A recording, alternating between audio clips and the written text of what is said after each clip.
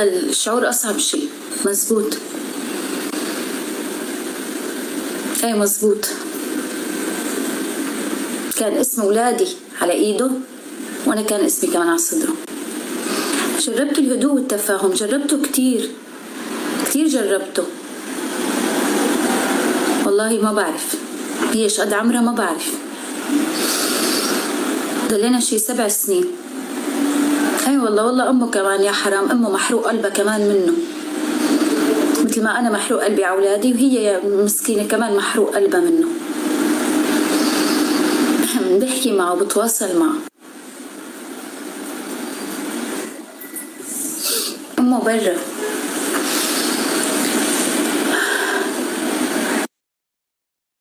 لايف معي كانت طالعه جارتي اللي كانت ساكنه معي بلبنان، والمخلوقه حكت ضميره، حكت كلمه حق. نزل لايف وانا كنت عم بحكي مع جارتي، وكانت المخلوقه طالعه تحكي بكلمه حق، بانه تطلع تقول للناس انه وقفوا معها لتقدر تاخذ اولادها. وحكت المخلوقه كلام كتير حق، حكت كتير كلام حق. يعني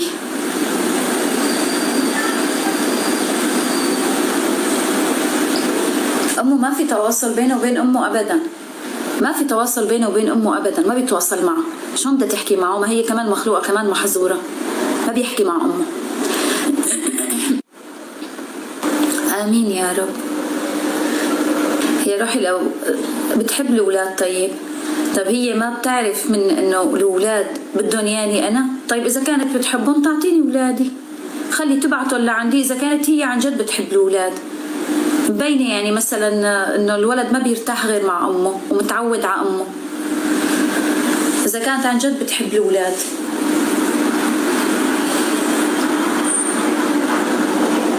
لا ما له مرتاحين اكيد الاولاد، ما اي ولد يبعد عن امه ما له مرتاح.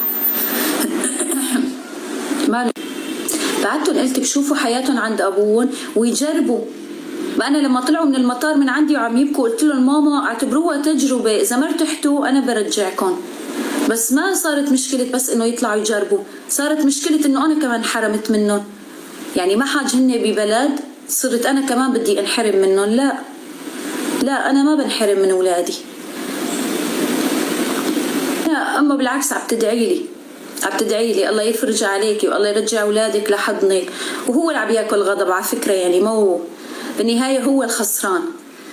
خلي الغضب اللي غضب امه شو بده ياثر عليه لإله. ما بالعكس هي معي وعم تدعي لي، لانه هي ام مثلي، يعني هي بتحس فيني فبتعرف شو يعني معناتها الام تنحرم من اولادها.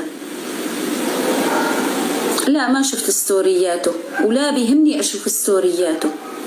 هو اذا كان صاحب حق عنده مخافة الله بيحكي معي لإلي، بيطلع على اللايف يا بدق لي تليفون، ماني مضطرة اشوف ستورياته ابدا.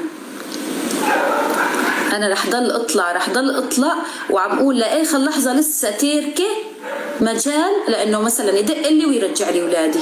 لحد الان لسه تاركة مجال. بالعكس هي المخلوقة انحظرت لانه وقفت معي، لانه حكت كلمة حق، لانه قاتله ناسي هي ما انا يعني اسمها مرت اب. اللي بيحكي الحق وبيوقف مع الحق لازم ينحظر. بالعكس لازم هو ينحظر.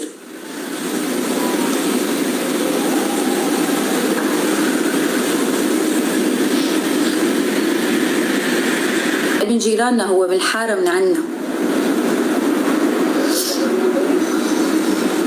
ليش ما كنت انه انا اقول انه المسبه كنت اسمعها لاهلي والغلط والكلام الكبير؟ ليش ما كنت عم بطلع بحكي؟ خلص الله يوفقه بحياته، كل مين شاف طريقه. بس وصلت القصه انه لحتى اخسر اولادي لا طلعت وحكيت. ماني طالعه لا بدي اطلع والله انشهر ولا اطلع احكي. برجع بقول لكم بده ينشهر باي طريقه بنشهر.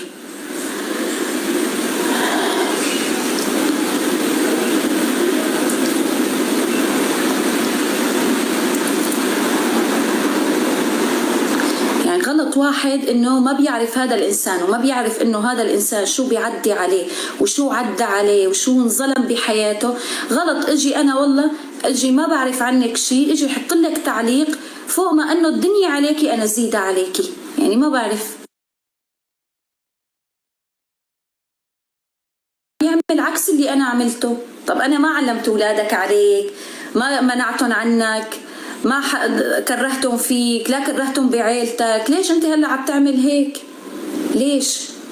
هلا لسه بده يضل اكثر، بده يعلم الاولاد اكثر علي يعني؟ في الله انا صحيح انا ببلد وهن ببلد، بس الله شايف كل شيء.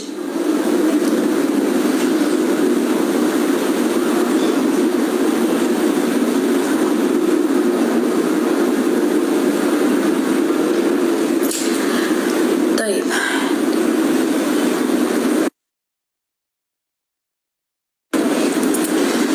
برجع بقول لكم هدول التعليقات بدك تطلع ترند مثل ما بدكم، ما رح احكي اكثر من هيك. ما في رب العالمين وهو طيب خلي الاولاد مع ريت شو احلى. طيب مين يعني انت مثلا مين ولا انت مين بتقولوا لهم انتم مثلا ابوهم ولا امهم؟ ولا انه انتم بس لانه شايفين احلى انا واولادي يحترق قلبنا انتم شايفين انه خلي الاولاد مع ريت شو احسن؟ ما بعرف، لانه انتم شايفين انه حلوه انا لازم انا واولادي هن يتعذبوا ببلد وانا اتعذب ببلد. ما نعم والله العظيم في عالم تخلي الواحد عن جد.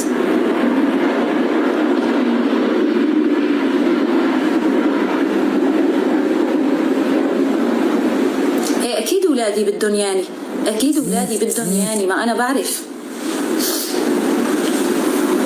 ما انا كنت عم بحكي مع الاولاد وسالتهم مره بمكالمه وقالوا لي ماما بنجي لعندك، حتى قدام ريتشو جاوبوه قدامه لإله، قالوا له ايه بنروح عند ماما، خلي ماما تطلع من سوريا لحتى نروح لعندها، قالوا له قدامه حتى يكذبني بعيوني، هو يطلع ويقول لي لوتي عم بتكذبي. سالتهم انا على الكاميرا ماما حتضلوا مع بابا ولا بترجعوا لعندي؟ قال لا ماما بنجي لعندك. قلت لهم بس اطلع، معناتها انتم ما حترجعوا تنزلوا على سوريا، انا بس اطلع انا باخذكم. الاولاد موافقين، لا حدا يقول لي انه والله انت سالتي الاولاد.